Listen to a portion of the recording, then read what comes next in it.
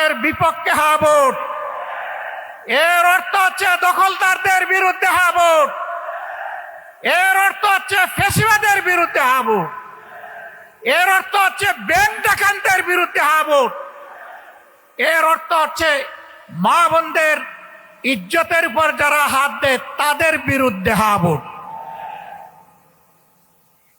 এই সব মিলে একটা হা ভোট হবে।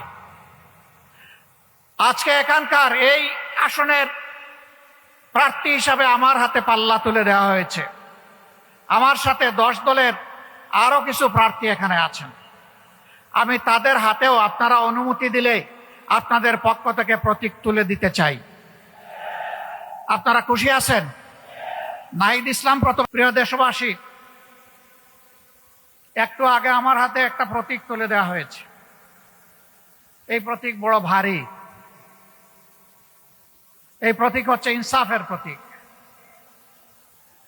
আমাদের সমাজে সব ধরনের বৈষম্য, দুঃশাসন, দুর্নীতি, এই সবগুলার মূল কারণ হলো ইনসাফ না থাকা।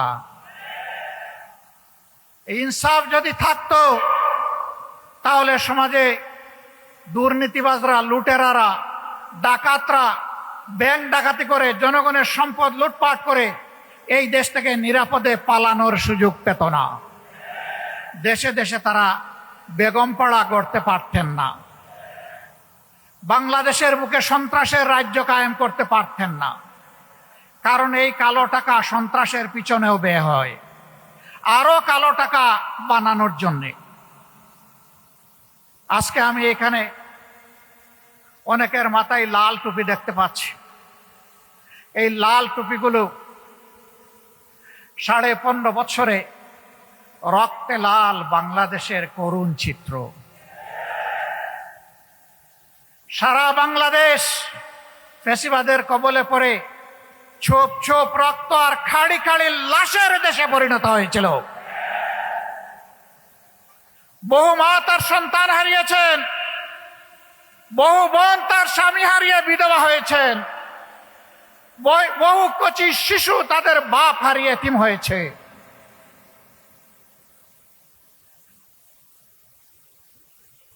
শুধু তাই নয়, আমরা জানি ইতিহাসের কলঙ্ক রচনা করে বাংলাদেশের জায়গায় জায়গায় আয়নাগর গড়ে তোলা হয়েছিল। আয়নাগরে থাকা মুসলিমরা এখানে আছেন, আপনাদের সামনে তারাও বক্তব্য রেখেছেন। সেনাবাহিনীর কর্মকর্তা হয়েও তিনি এই থাবা থেকে রক্ষা পাননি। উচ্চ আদালতের একজন আইনজীবী হওয়া সত্ত্বেও তিনিও রক্ষা পাননি। রাজনৈতিক কর্মীরা তো রক্ষা পাই নাই। বহু মা এখনো তার হারানো সন্তানকে আর ফিরে পায়নি। বহু বোন তার স্বামীর অস্তিত্ব খুঁজে এখনো, বহু সন্তান এখনো বাপের আগমনের অপেক্ষায় আছে।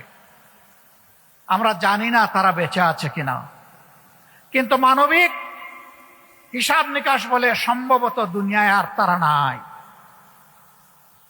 তাদের আত্মীয় স্বজনরা জানেন না তাদের কবরগুলা কোথায়। আমরা সেই দুঃখী পরিবারগুলার প্রতি আজকে সংহতি জ্ঞাপন করছি।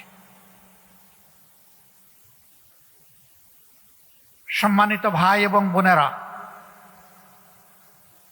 বাংলাদেশ আমাদের সকলের জন্মভূমি।